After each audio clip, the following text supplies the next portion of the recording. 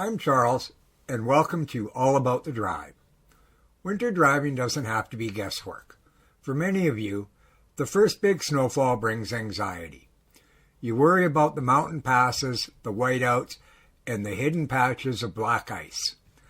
That's a real concern.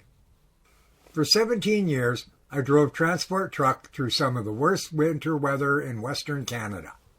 From the coastal mountains of BC to the wide open prairies of Manitoba. And in all that time, I only ended up misjudging about half a dozen times.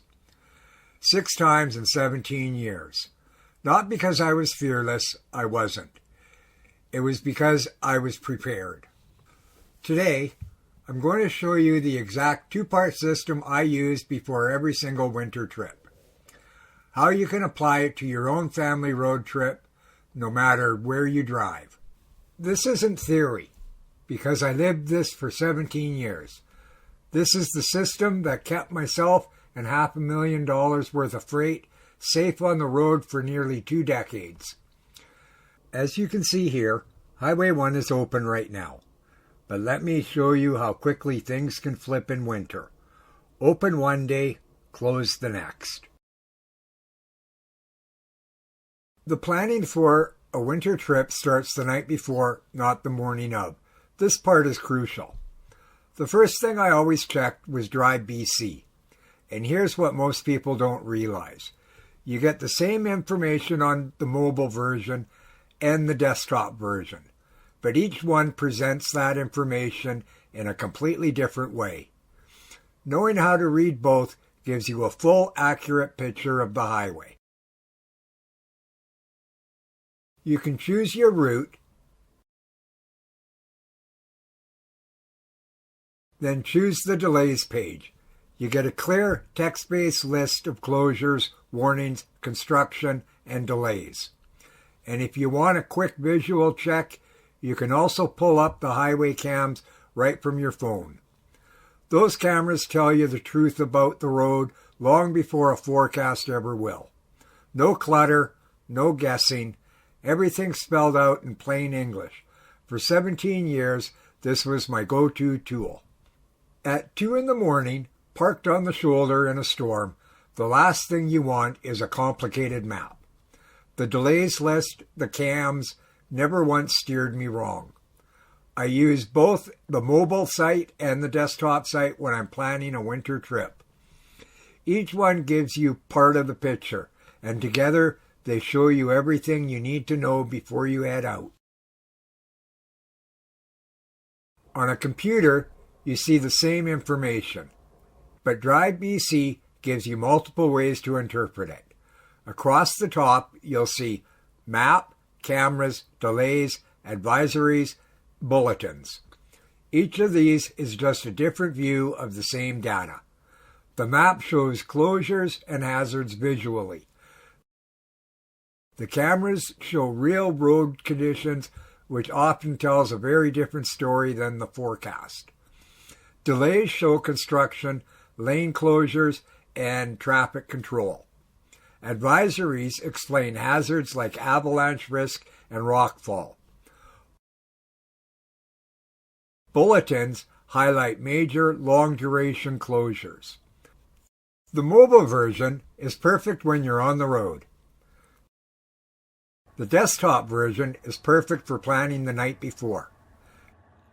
Together, they give you the full picture. Here's a quick walkthrough of how I use Drive BC desktop map to understand what's really happening on the highways. Every icon you see here tells a story, and when you know how to read them, you get a full picture of what's going on long before you ever leave home. Here's what I found. Multiple closures along Highway 1. Let's start at Sycamoose. When I click on this icon, you can see the reason for the closure. Daytime construction shutting down Highway 1 between 9 a.m. and 3 p.m., with a detour required through Highway 97A and 97B. This closure alone already forces traffic off Trans-Canada even before you reach the mountain passes.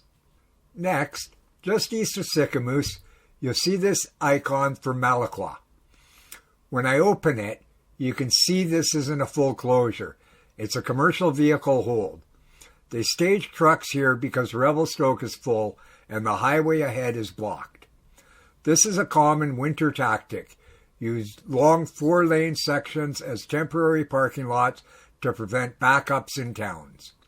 Now here's the big one, the closure between Revelstoke and Golden. When I click on this icon, you can see the reason. Avalanche control work through Rogers Pass. This is a full shutdown in both directions. No detours, no bypass.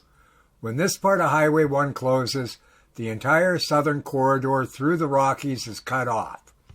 And finally, over here between Golden and the Alberta border, there's another full closure. When I open this one, you can see the same thing. No eastbound or westbound travel due to hazardous conditions and ongoing control work. This means Golden is completely isolated from both sides, nothing getting through.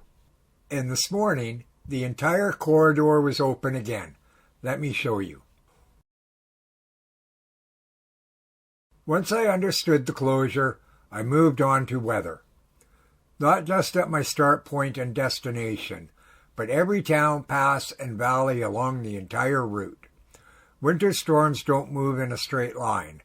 They roll sideways out of the mountain passes or drop straight out of nowhere on the prairies. Knowing your destination will get snow at 4 p.m. is useless if you get stuck 4 hours away behind a closure you never checked. Every night, I spent about 15 minutes mapping out weather within a 1,000-kilometer radius. I needed to know whether I was chasing a storm or whether a storm was chasing me. That nightly recon was the difference between a predictable day and a dangerous one. One more tool I always relied on was my GPS. In my case, a Garmin Diesel Trucker GPS. It gave me truck-specific routing, bridge heights, weight restrictions, sharp turns, and places a semi should never go. A regular phone app can't do that. But as good as Garmin was, it didn't tell me everything. So I always paired it with the Google Maps traffic layer. Google doesn't always understand mountain closures, but it's unbeatable for showing live slowdowns and backups in real time. If I saw a long stretch of red or orange on Google, it usually meant one of two things. Either 1, something just happened ahead, or 2, the highway was closed and the traffic hadn't been rerouted yet. The Garmin kept me on the correct route. Google Maps showed me how traffic was actually behaving. Together, they gave me a clear picture of where the problems were, how far the backup stretched, and whether I needed to switch to an alternate route. I didn't always leave first thing in the morning. Sometimes I left early afternoon. That's why I call this the day of check, because conditions change all day long. So the next question is the weather actually fine?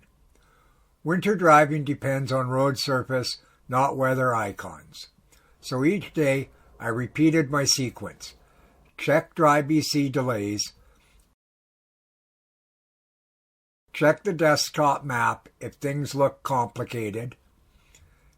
Check the cameras. Check advisories. Check delays. Reassess the route. Compare everything to last night's plan, because winter conditions can change faster than you can finish a cup of coffee. A road can go from moving traffic to a full closure in minutes. My number one rule was simple. Snow means slow. I wasn't crawling. I wasn't causing problems for other drivers. But I was usually about 10 kilometers under the posted speed limit. Those extra fractions of a second can save your life. And they saved mine once on Highway 11 in Saskatchewan, when a sudden gust of wind hit my trailer sideways on a patch of snow. The rig drifted towards the ditch. Everything tightened up. But I counter-steered, feathered the throttle, and brought it back. I never had a wreck, and that margin of safety played a big part in it. Always have backup routes. Before every trip, I planned at least 2 alternate routes. Sometimes the second alternate isn't ideal, but knowing it exists tells me whether the trip is still realistic. Because in winter, the main highway doesn't always mean the best highway. If Highway 1 was closed, and it often was, I needed options. When the Coquihalla was bad or shut down, I always took the Fraser Canyon through Cache Creek to Hope. Longer, yes. Safer and more predictable, absolutely. In winter driving, moving safely is always better than being trapped behind a closure. And here's what the system gave me. 17 years of winter trucking. 17 years of trips across harsh mountain terrain. Only 6 bad judgment calls, not because I was lucky, because I respect the weather, respect the road, and always had a plan. How you can use this system. You don't need to be driving a semi to use this process. It works for your SUV, your minivan, your family road trips. Here's your checklist. Check the night before. Check again in the morning. Use Drive BC major events for clarity. Use the laptop tools for deeper detail. Watch the cameras, they never lie. Recheck every 30 minutes. Always have backup routes. Don't assume conditions will stay the same. Carry a full winter kit. Share your route with someone. And remember, snow means slow. Winter driving is unpredictable. But with good information and good preparation, we can all make safer decisions out there. If this video helped you, please take a moment to like, comment, share, and subscribe. Your support helps me share more of what I've learned from years on the road, and it helps other drivers stay safe too. I'm Charles, and this is all about the drive.